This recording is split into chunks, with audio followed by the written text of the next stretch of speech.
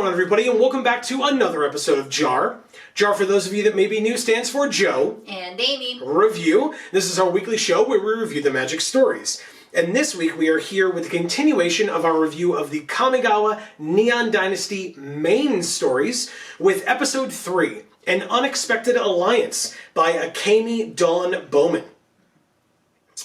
My quick review at the top of this one was, this is probably one of my favorites of Neon Dynasty to date.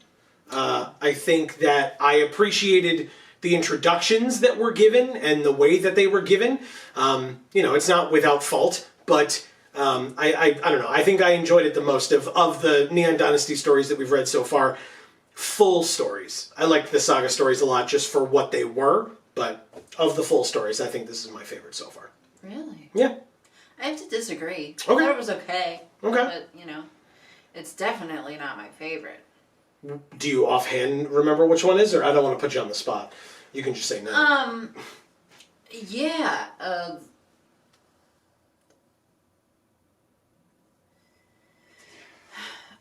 I really liked that Kaito was able to, feel, what's the kami's name? Himoto? And then it wasn't. Oh, Kyodai, and then it wasn't, and it was Himoto instead. And it was Himoto instead. Gotcha. And, that was really cool. Okay. So that, I don't know, that kind of tipped it, I think, and made that story more my favorite than any of the other ones. Fair enough. Okay. Interesting. I just think it had, more movement to it. It had, more going on. I don't know. Well, despite any of that, this is us giving you our opinions on it at the beginning, so that if you have not gotten a chance to read this story yet, or if you want to give yourself a refresher before hearing our full review as to our reasons why we thought one way or another, the top link in the description down below will take you to this story, so we remove as many barriers as possible. Feel free to go read that for yourself. And then, of course, we would love it if you go away for that you come back and join us for the remainder of this video, right, so that you can join in on the discussion, because any and all thoughts that you might have about this story, down in the comments below, that is what they are for. Before we get into this one, I wanted to let everybody know that Kamigawa, a visual novel, the Steam game, is now done. It is fully on the channel. All 4 episodes of it that we played was about 4 hours or so of gameplay. And we did all 4 endings in the most recent episode, the finale. That finished up this past Monday, and so you can check that out on our channel. In fact, if you click up in that top corner, or tap in that top corner, you will see the playlist for all of the Kamigawa a visual novel videos, so you should definitely go check that out. Also, before we get to the full review itself, because we're talking about channel stuff, first of all, hi, welcome, thank you for being here. Please don't forget to subscribe and ring that bell so that you'll get notifications whenever any of our videos come out, especially because this week, for example, this video was a lot later than it usually is. And so because of that, if you are subscribed and have the bell rung, then even if it's not up at its usual time, you'll still know exactly when the video goes up. Right. And stay tuned to the end of the video, where we will talk about what is going to be going into Monday slots going forward, temporarily and or, for long term. So, like I said, stay tuned for that, and you can get some more information from us in that way. But now, on to the full review itself. I liked that the story started talking about Nashi, because Nashi was not a huge part of the story, but a fair, kind of was the introductory portion of the story. Hearing the horrible events of Nashi's childhood, and what he ended up going through in his life, in his childhood, and how it relates to Tezzeret, because Tezzeret was kind of a bigger part of the last story that we read, and that we reviewed last week, and so kind of bringing Tezzeret back, but also bringing in Nashi, which later on brings in Tamio, right? That whole aspect of it was very good and very important, and we'll get into more discussions of Nashi in a bit as well. When we talk about Tezzeret, we are reminded that Tezzeret was left brain dead on Kamigawa following the attack on the Nezumi village by his companions at that time, and that a dragon came and bargained for his body. So already, Amy, your mention last week of Nicol Bolas, not so unlikely as I posited that it might be. Already mentioned. Now, obviously, that was a flashback, not anything recent, right, of course, and doesn't automatically mean that we will see Bolas in any capacity. It may just be a wink, wink, nudge, nudge reminder kind of a thing, but still, you mentioned him last week, and now he, not by name, but he is flat out being mentioned right, in these stories as well, which I thought was quite interesting. I mentioned last week that it was the second week in a row where we got a Studio Ghibli reminiscent description of food. And I said that I was curious if we were going to get that in every story. Mm-hmm. And I would argue that we didn't really get that in any capacity in this one, but that the closest we came, because the other stories for Kamigawa and then with what Ghibli does with food, they're so descriptive and so like, it like makes you really want to eat it. You're like, oh my god, that sounds so good. But Kaito, trying to remember names, sorry. Kaito was talking about eels and said that he doesn't like eels unless you roast them in sesame oil and wrap them in rice and seaweed. Mm-hmm. I love eel rolls. So there you go. Amy really have avocado in mine though. Oh, okay. So Amy really appreciated that description from here. Like I said, for me, I don't feel like it went far enough for me to compare it to Ghibli, but it's kind of the closest we got. If that's a through line that I'm looking for in all of these stories, is like something food related. That's the closest we came with this one, I think. Yeah, eel rolls are my absolute favorite type of sushi. So there you go. Better with eel sauce, but you don't need the sauce. It's good enough without. So leave your favorite kind of sushi in the comments down below. Yeah. Or maybe you hate sushi. Leave that in the comments too. Why not? Yeah. So, yeah, definitely. Leave your least favorite kind of sushi in the comments below. Sure. That's fine too. Maybe it's an eel roll. A lot of people don't like the thought of eating eel, so naturally it's something I love. Yeah, something that's like... Other people are repelled by it. Yes, I guess something that's like slithery and slimy like that, I suppose. Yeah. Kind of turns people off. That's fair.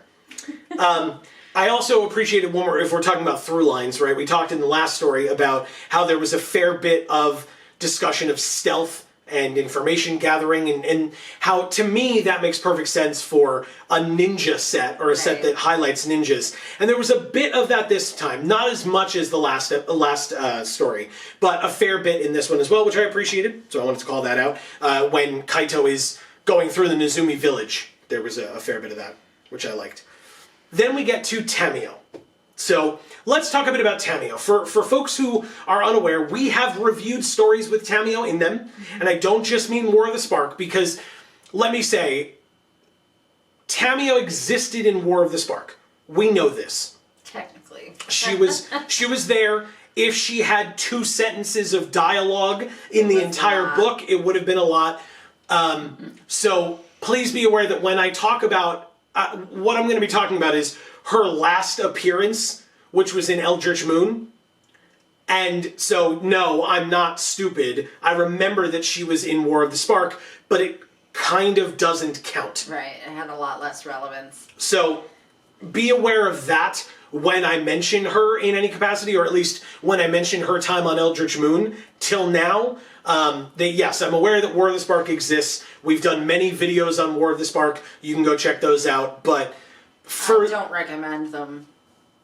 But for the purposes of this discussion, let's just say that I remember War of the Spark, but that the last time we saw Tamiyo was in Eldritch Moon. Right. Could we all agree on that? Cool. if there is something that you feel was extremely impactful that Tamio did in War of the Spark that we are not remembering, please leave it in the comments, of course. Right. But otherwise, because it's not something that stands out to either of us as memorable enough, or at least just having any pertinence to this. Sure, to her character and character development specifically. Okay. Because that's at least what I want to talk about with how we see her now versus how we saw her then being Eldritch Moon. So, if there were no significant character developments in War of the Spark, then the thing that we have to look at for her character is Eldritch Moon, because that's the last time that we meaningfully saw her. So, that being said, and we talked a lot about that when we did our Innistrad, Midnight Hunt, and Crimson Vow story reviews, but we've reviewed all of Eldritch Moon and Shadows over Innistrad. I had Midnight Hunt and Crimson Vow on the brain, so I was gonna say that and that would be wrong. But we did Shadows over Innistrad stories, Eldritch Moon stories, so you can check those out as well in the JaAR playlist. But in terms of Tamio here, we get a little bit of an introduction to her when she shows up, in that Kaito is talking to her, and we hear about a moonfolk who is hovering, and she has scrolls around her belt. And so, for those of us who know Tamio, there's that bit of a moment before she says her name where you can feel like, I know something. It's Tamio. And so you get that cool moment of like, I figured it out, which is such a cool feeling often. And so I appreciated being able to have that. I know you had that moment as well of like, ooh, cool, it's her. We're happy to see her. And then for folks who may not have read older stories or may not be familiar with Tamio as a character, they then flat out say, I am Tamio, as opposed to just doing the wink wink aspect of it. That's just there for that one little beginning of the paragraph for people who recognize her and are going to be happy to see her as a character versus people who are going to go, oh, cool, this is Tamio, right? Like, once she says who she is. Right. So I appreciated that. I liked that a lot. It also reminds us, because I had truly forgotten, even playing with the card on Arena and in the set, I had completely forgotten that Nashi was her son, her adopted son. And that she had taken him in. So even when we were reading about what had happened to Nashi and his family, I had forgotten that Nashi was one of Tamio's kids. And so we are reminded of that, which comes back into play kind of shortly after that moment, but still pretty good, because she kind of calls it out and says, you know, my son. Then we see Tamio and Kaito kind of fight a little bit. Like, it's not, you know, they're not trying to kill each other, seemingly, but they're kind of conflicting physically. And interesting that Kaito is a new Planeswalker. I've worn many wrestling shirts in my history of doing JaAR videos. Yeah. And we've talked wrestling a fair bit on this and our collaborations with our friend Dave over at twitch.tv/DAM314.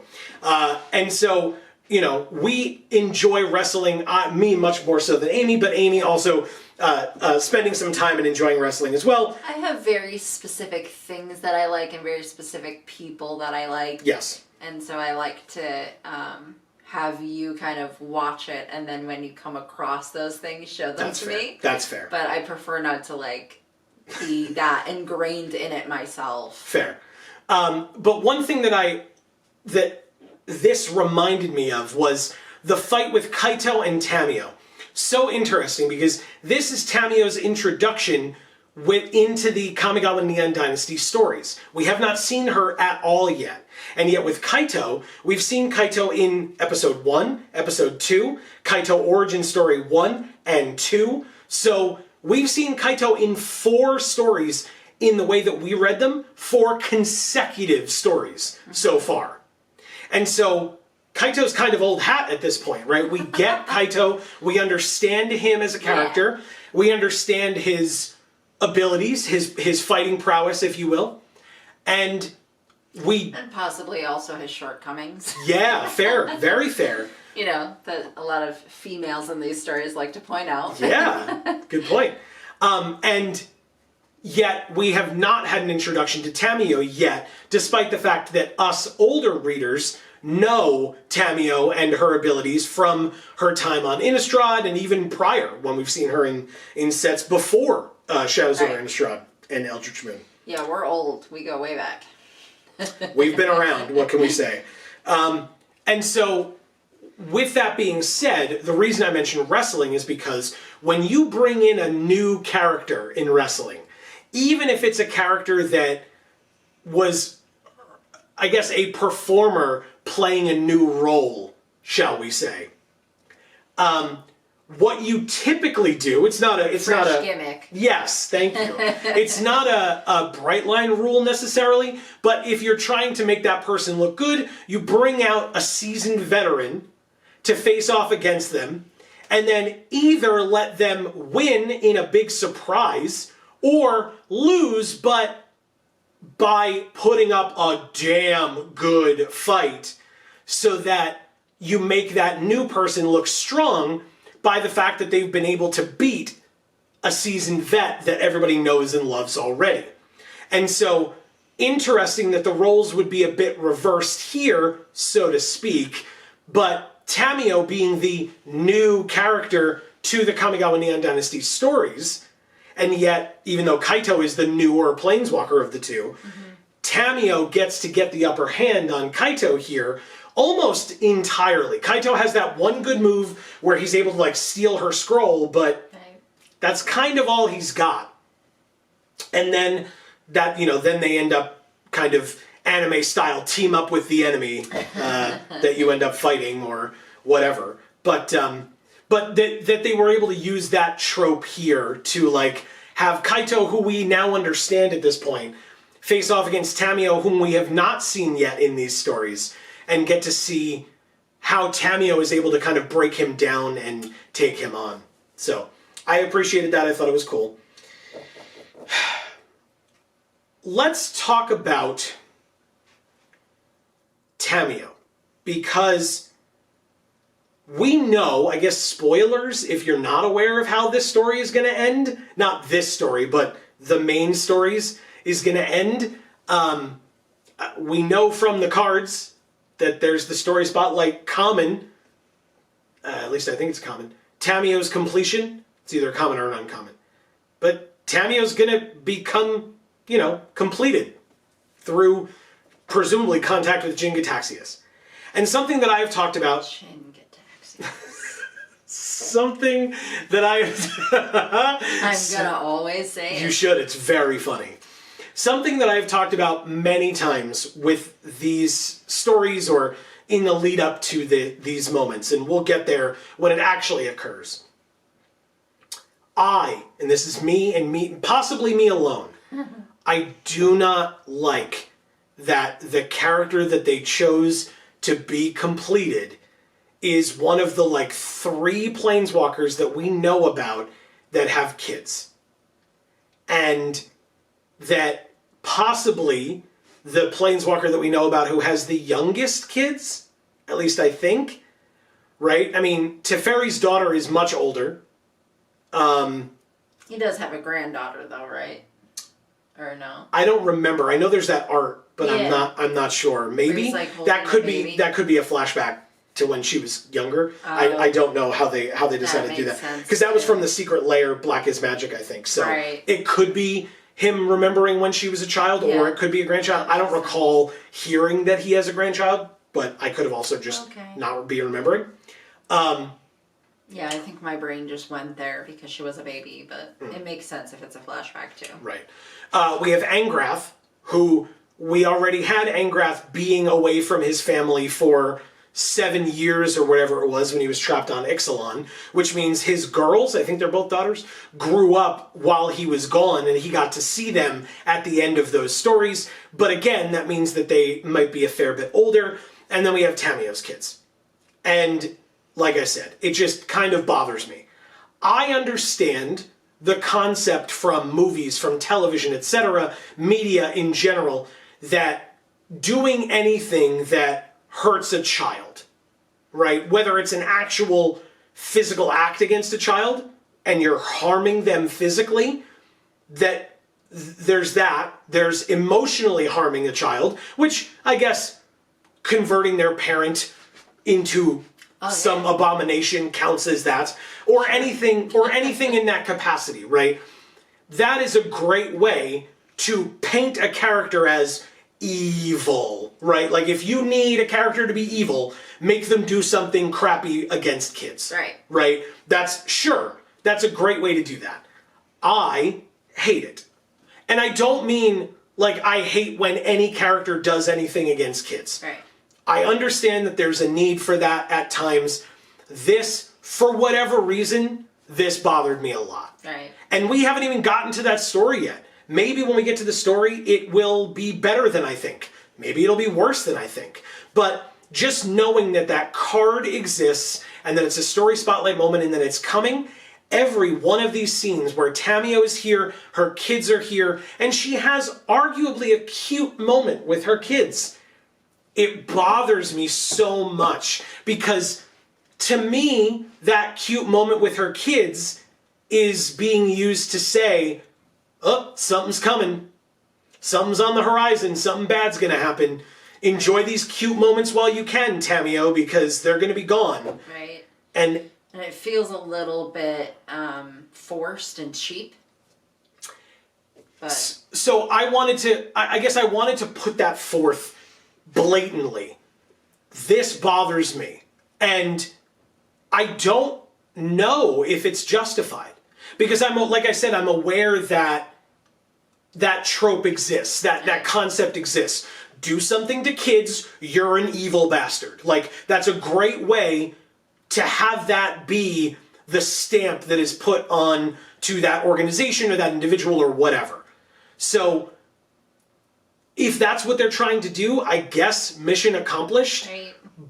But, like I said, But also, is it really necessary? to me it feels over the line. Yeah. But that's why I'm specifying that it's to me. Right. Because I would be curious to hear if other people think that it's fair and justified, and not, I'm not looking to have people like painted into a corner to having to justify child abuse. Right. You know what I mean? Like that's not what I'm getting at. Here. But I want to know if people think like, no, Joe, that makes sense to show how bad they are. Right.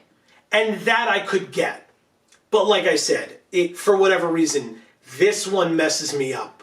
When we get to those parts and we talk about that stuff, it bothers me. So I wanted to put that out there for this, but also for the next 2 weeks of stories, of reviews, whatever. The next 2 stories that we're going to review, because it's going to happen. And I'm curious what's going to come of that, because we have already gotten to, hey, here are her kids. Hey, here's the cute moment where she says, yes, you can go, take your siblings with you, please don't gorge yourself on sweets and ruin your dinner.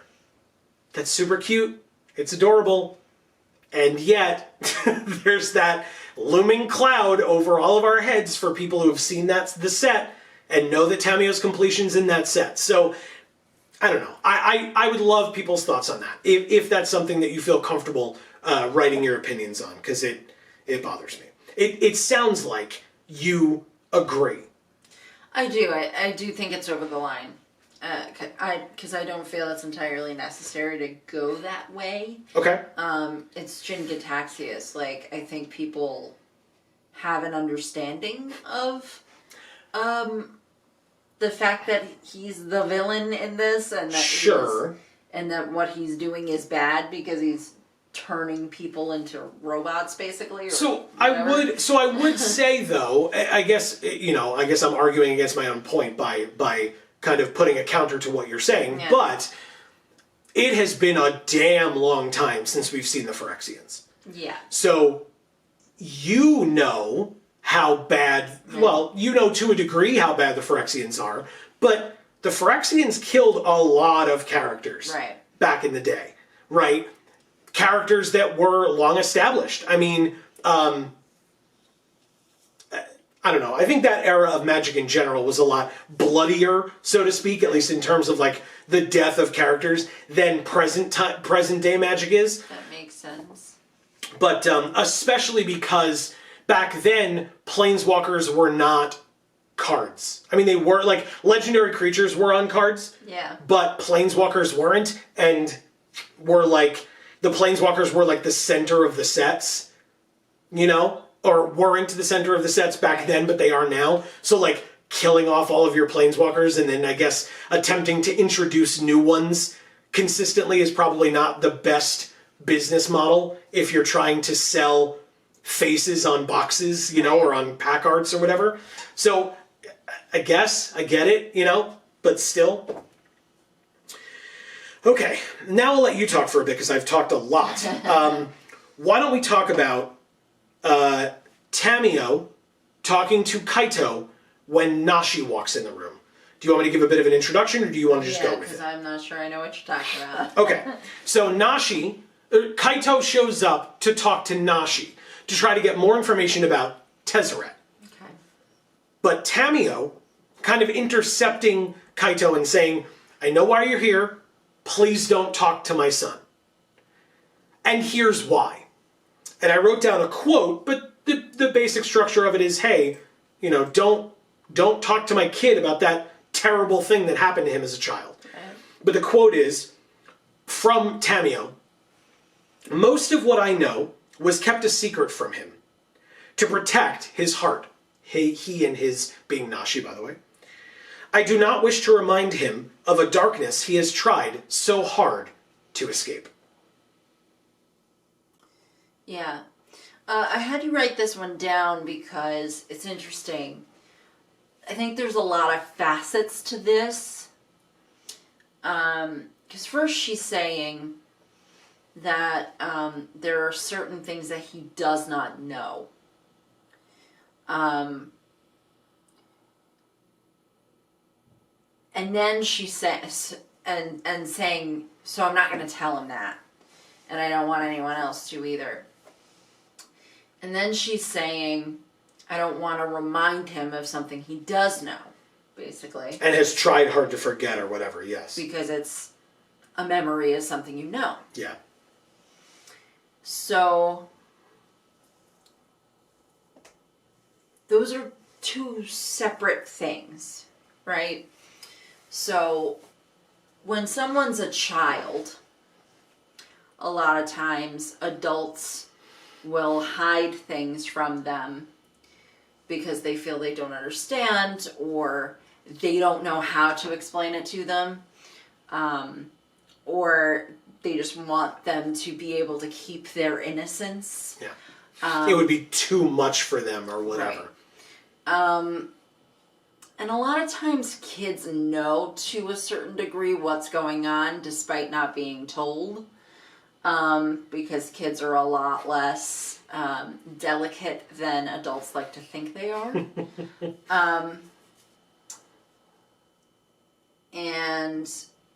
But this is interesting because there's two components here that she's talking about, right?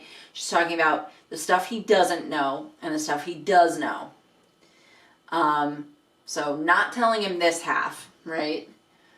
But a lot of times when it's the same situation that you're talking about, the whole, right?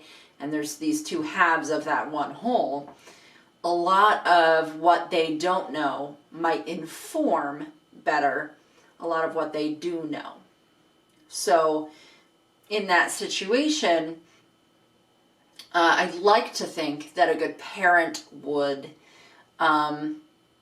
really inspect the details of what it is that they don't know and make sure that if there's pieces of what they don't know that they really should know in order to have a healthy, let's say, reaction to what it is they do know.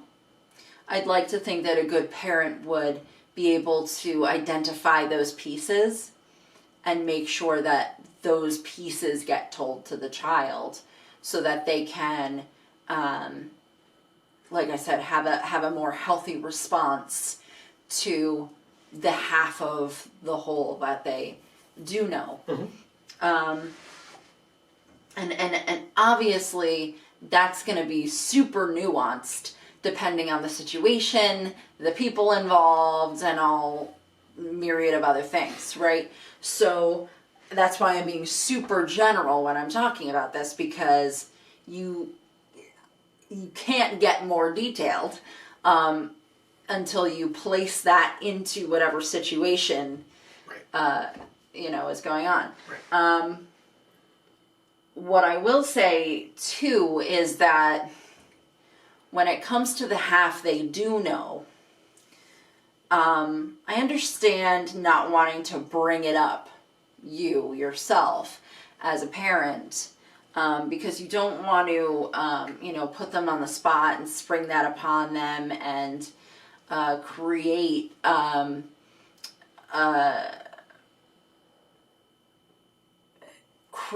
trigger where there isn't one, or create a fight or flight response to something just because you decided to bring it up, right? A lot of times in that situation, I would say it probably makes a lot more sense to just figure out how you would respond if they were to bring it up. And try to make sure that your response is going to be a healthy response, as well as an age-appropriate response for them. Yeah. Which means that that's going to change as they grow, right? Based on what kind of their lived experiences up to that point, their understanding of things up to that point. Right. Yeah, and your judgment as a parent of what they are cognizant of, right? And have the ability to understand. And so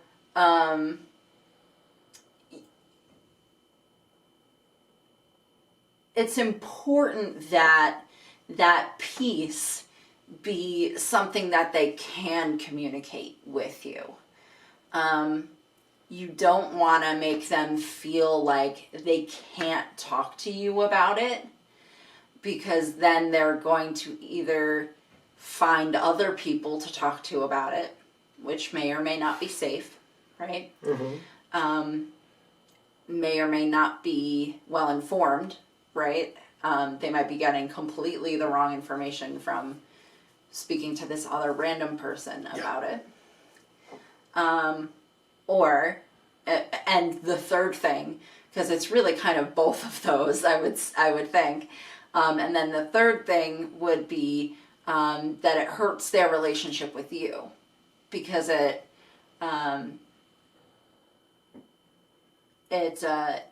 puts a damper on that trust that they would have with you if they felt like they could talk to you about it. So I think how they worded it here was general enough where it's kind of up to the reader's interpretation how she actually handled this. Because that's kind of how we got onto this topic in the first place. It was talking about a parent making a decision regarding a traumatic experience of their child, and I asked you your opinion as to whether that was a good way to handle that or not. Again, like I said, in your opinion. And right, and my answer is that I think that the way they wrote this was on purpose general enough, vague enough, that they're allowing you to make your own conclusion as to how she handled it.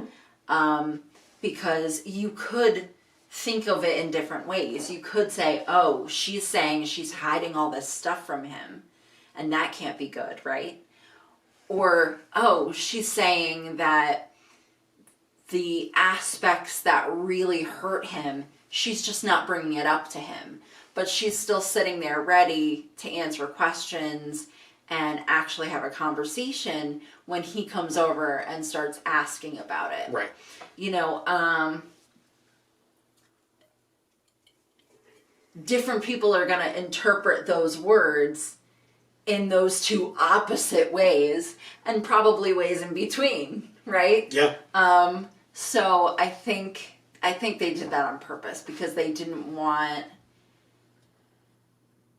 to tell people how to like raise their kids, kind of. They were just like, sure. Oh, so this is like a general enough thing that we can just put this here, and then people's interpretations are going to vary, you know. But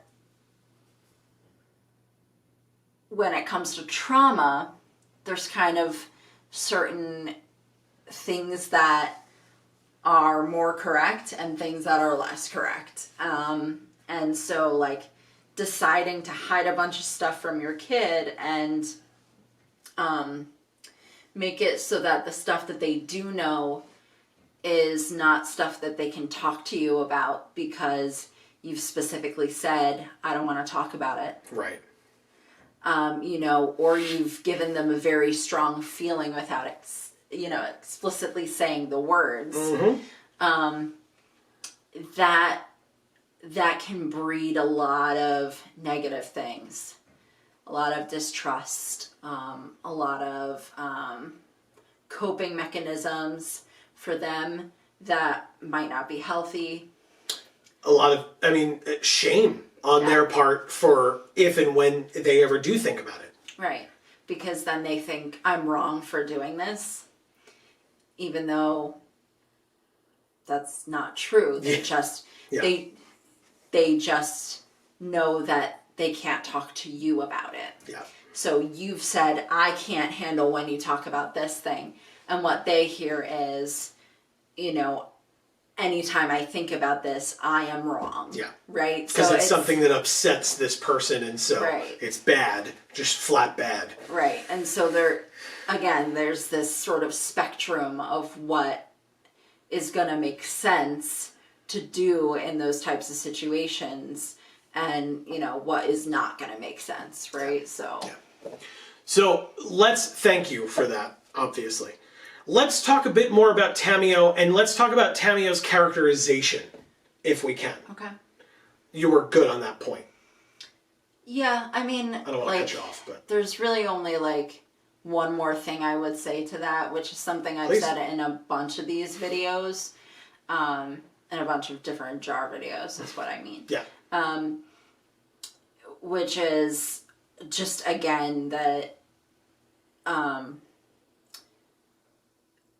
when you're dealing with a kid, anything that's not nurturing is socially traumatic, basically.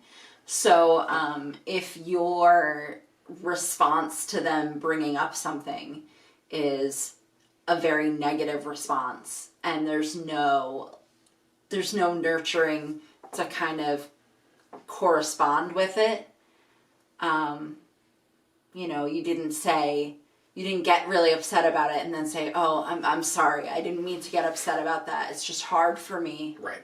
But I want you to know that it's okay, you know, or we can talk about this another time when I feel like it's not going to upset me so much, or something like that, you know, and maybe have some nurturing kind of body language as you're talking about it. Yeah.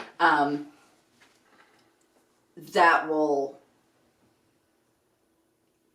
negate a lot of that lack of trust or negative coping skills and things like that you could create by not applying any kind of nurturing to that situation. Okay. All right. So, go ahead. Sorry. No, that's fine. Don't apologize. Thank you. And as always, any input that anybody has, let us know. Comments down below. It's what it's for anything that we talk about. Tamio's characterization. We've talked a lot with these returning characters.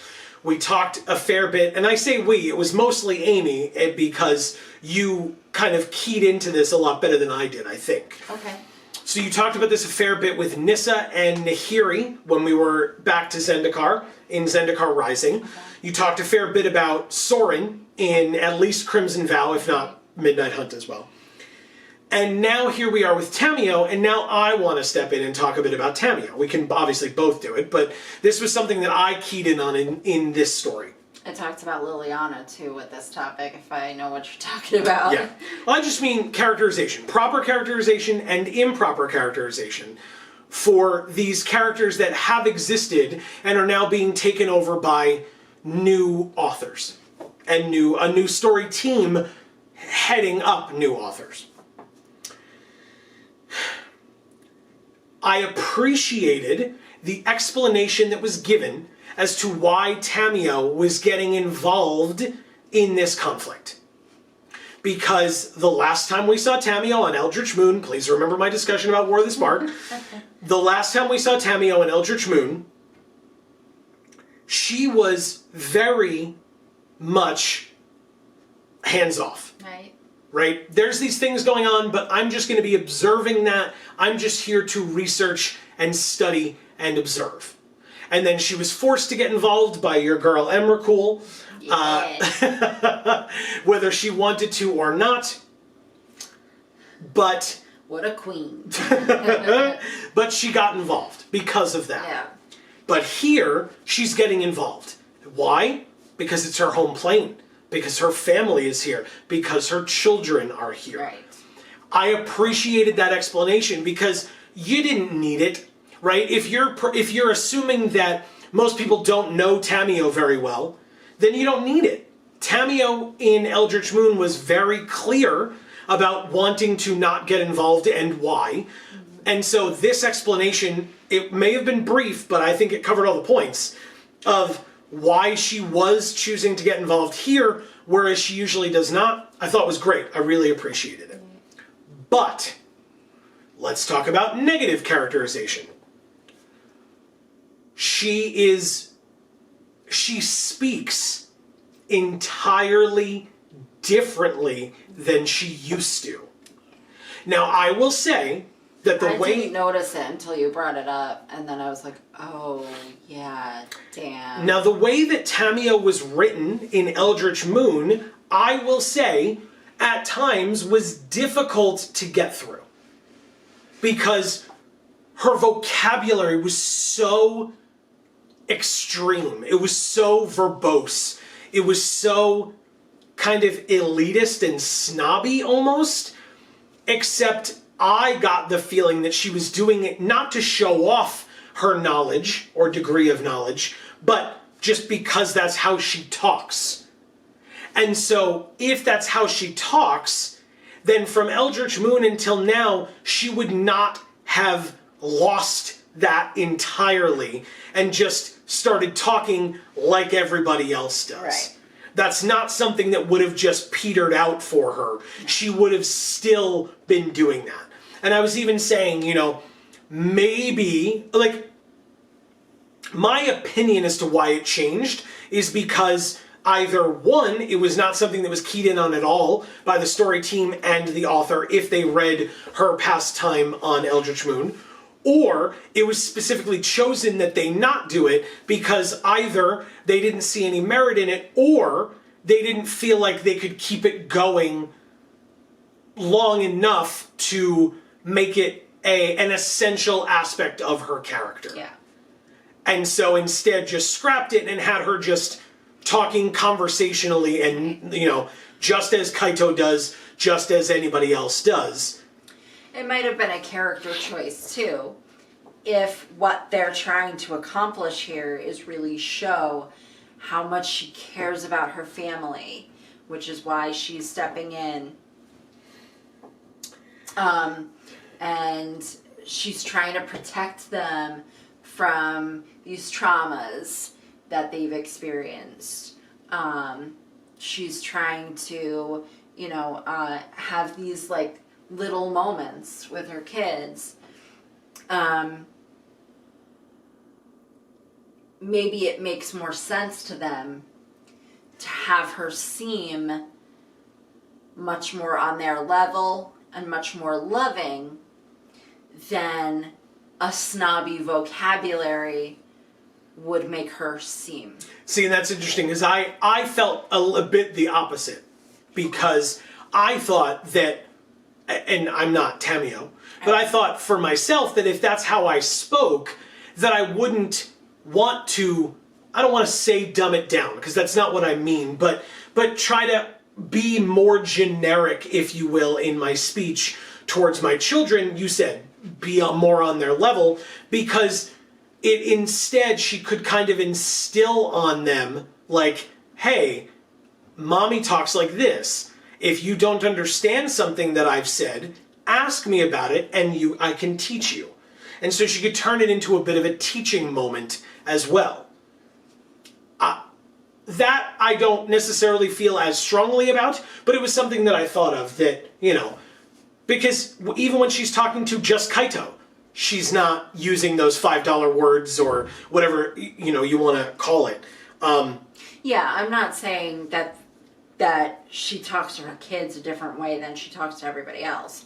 I'm saying that it's a character choice to endear her to the audience more before they, destroy her. Complete her off, if you will. Yeah, I don't know. That's fair. The cynic in me says that it's just something that they didn't want to have to bother with. Right. Because it's a lot of work to be able to write a character like that. Because I remember how much work it was to read a character like that. But it's still important. It's an important aspect of her character. Right. And so it bothers me, I think, that they got rid of it. Because again, my assumption is that they did it because it would be too difficult to keep it up. But that's not a good reason to change a character because you aren't willing to put in the work to write the character the way they're supposed to be written. Right? Or they just didn't realize, because how many times has that happened where people are not informed about who these characters are before they get into this chair and start writing the story about the characters in that story that have already had long stories prior to that point where characterization really got developed. And, so there are probably a lot of reasons that we could speculate that this happened, but at this point, it feels a little bit par for the course, in my opinion, because it's not that far from the other mistakes that have been made. Yeah. So give us your thoughts in the comments down below. Was it purposeful? Was it laziness? Was it somewhere in between? Let us know. Let's talk about Tameshi. Tameshi died at the end of the last story, and it was sad despite the fact that there was that aspect of, was he a traitor, was he not, in there, but you still felt bad for him, and you definitely felt bad for Kaito in his death, because Kaito lost another friend, Tameshi kind of was duped, if you will, and yet there's a moment in this story... Duped or possibly, forced to do things that he didn't want to do. Duped, used, manipulated, any and all of those terrible things. Blackmailed or whatever. Who knows? And it's a small aspect of this story, very small. But Kaito is able to find this one location because of kind of the last thing that Tameshi says to him. And so Kaito goes to this location, and Kaito kind of says to himself, hey, guess what? This place is Tameshi's final redemption. Me being here to be able to stop whatever is happening or get whatever I need to get from this place, the reality chip, to be able to accomplish my goals. And the fact that it's a place kind of full of drained and desiccated and unconscious Kami kind of sucks, but it's still... Fainted Pokemon. What? Fainted Pokemon. Fainted Pokemon. Used in Team Rocket's experiments. And so that's kind of crappy, but the fact that Kaito was able to get the reality chip and it led to the end of the story with now Kaito and Tamio and the Wanderer all together again. Yeah. Leaving the place where Jin Gataxius was and being able to actually get away and abscond with this reality chip. Shin Gataxius, sorry, is kind of a big deal. And so that's a really good thing, and it's, again, the fact that they were able to use it as a testament to Tameshi, that Kaito was able to say that, is pretty cool. Yeah. But let's talk about the Wanderer. We finally hear about the entirety of the Wanderer's sparking story from Tamio, who, in the background, heard about it on Ravnica during War of the Spark. That was not in the forefront of any story because we did not hear that sparking story until now, but it's the blah blah, it happened in the background and we weren't privy to it. Right. Whatever. It's very easy to say that any planeswalkers that weren't on camera, aka at the forefront of the story, at any given time in War of the Spark, could have met each other and talked about whatever the hell the authors need them to have talked about. Right. Nicely done, I guess. Convenience. So Tamio knows the Wanderer's sparking story, knows that the Wanderer's spark is a bit more unstable than most people's sparks. A little hanky. Yes. I also found it interesting that, I don't think I mentioned this already, but that Kaito finds out that Tamio is a planeswalker before he finds out that Tezzeret is, despite the fact that he's seen Tezzeret a million times, right. And yet the first time he meets Tamio, finds out she's a planeswalker, and then finds out, oh, this dude that I've been chasing is in fact a planeswalker. And then that the Wanderer / Emperor is a planeswalker. So Kaito's just, a whole world has been opened to him at this point. And by that I mean... Planeswalkers up the wazoo. Yeah, exactly. Everybody's a planeswalker. You get a spark, and you get a spark. It's almost War of the Spark. Please, God, no. Not again. So many planeswalkers. I can't do it. I can't. So we hear that story. We hear how the Wanderer gets her spark, which is great because then the story gets to end with her showing up, and you have that context of how she is the way she is. But also notable that that she doesn't say anything yet. This story ends, and she has not used a line of dialogue. Because now we can get those lines of dialogue in the next story and or the last story, and we don't have it here, and so there's that bit of a cliffhanger, which I appreciate. Well, she has to concentrate so hard to stay on the plane that True. she can't speak. Yeah, she's got to grit her teeth the whole time. It'll break her concentration and she'll planeswalk. Yep, sounds right.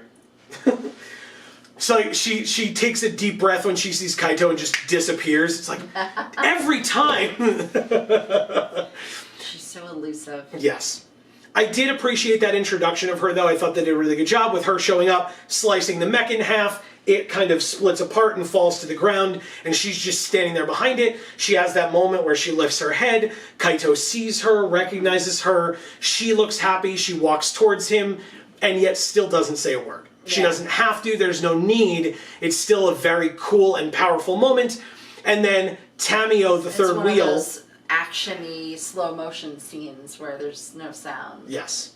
And then Tamio, the third wheel, shows up and kind of pours water all over it. But yeah. That's fine. Ice cold water. Yes. Wet blanket, if you will. I appreciated a funny moment that I just wanted to bring up. So that was correct characterization. I wanted to bring up a funny moment before we kind of close this out. I appreciated Jin Gataxius. Oh my god. Yes. Jin Gataxius. I appreciated him when he was there and said to Kaito, like, oh, you're looking for me, and there are no other Jin Gataxiuses around here, so you must be looking for me. I just like the way that he said it, and you could tell it was so like deadpan of like, this is me being analytical, and so I'm just going to say it, even though it's just hilarious. Right. But also... Even though, duh. Right. But also, there's a meta aspect to that I appreciated as a player. Jin Gitaxias is a legendary creature, so there can't be two, right? You can't have it.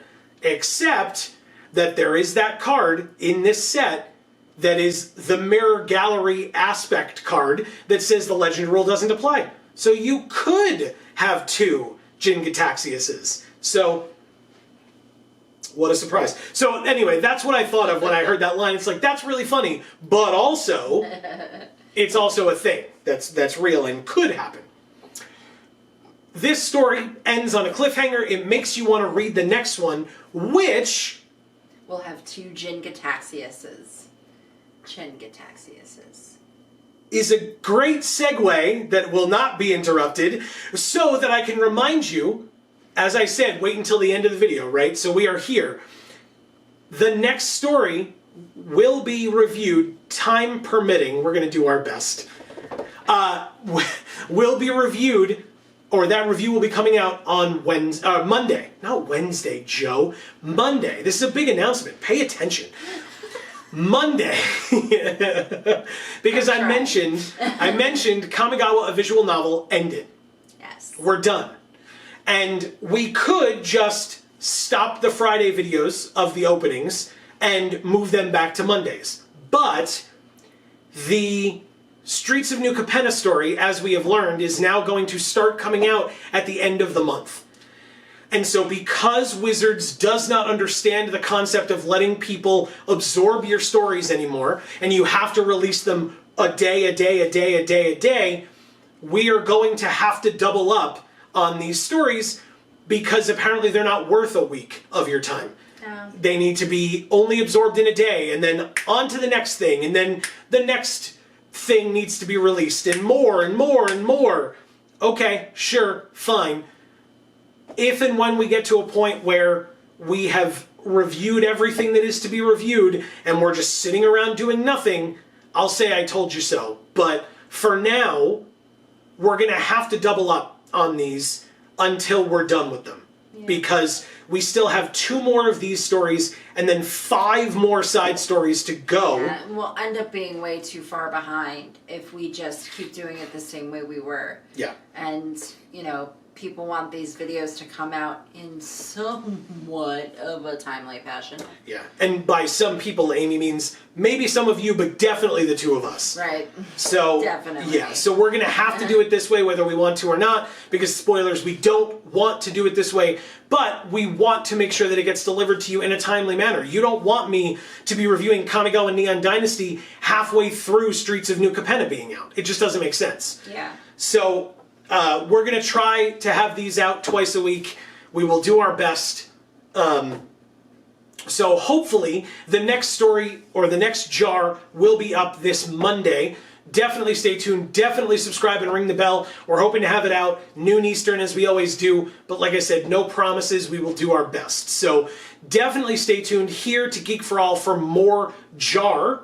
Definitely stay tuned to Video Games for All and Gluten Free for All. Links down in the description box below for more content as well. In fact, on Video Games for All specifically, we are finished with Detroit Become Human. Oh. Incredible game, incredible playthrough.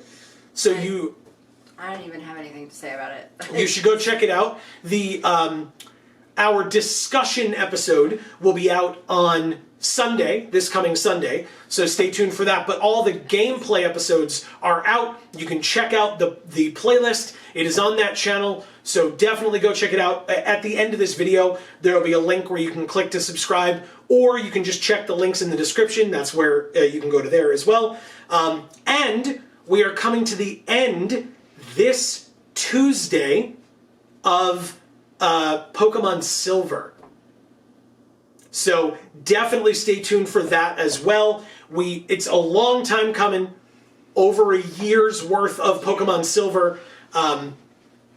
Amy versus Red, how will she do? You'll have to watch and find out.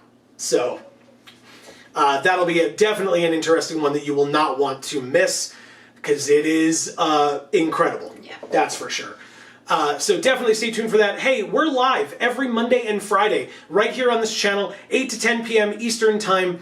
Mondays we play MTG Arena if you're Magic fans, and Fridays we play whatever video games we happen to be playing at the time. This Friday, aka tomorrow after this video comes out, we will be playing through some more X-Men Legends 2 Rise of Apocalypse for the PlayStation 2, so definitely stay tuned for that as well.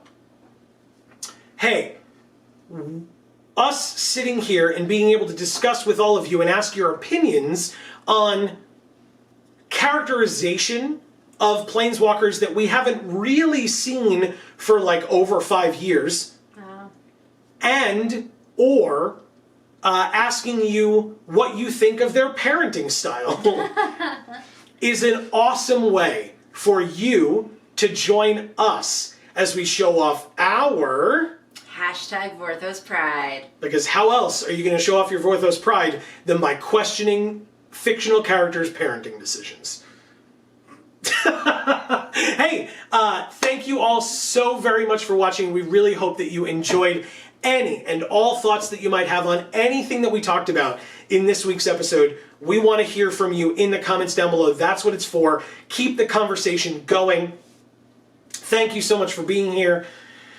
And for now, from us here at the Geek for All family of channels, I have been Joe. And I'm Amy. And as we always say, in whichever video of ours you watch next, we will see you all next time. Thanks, everybody.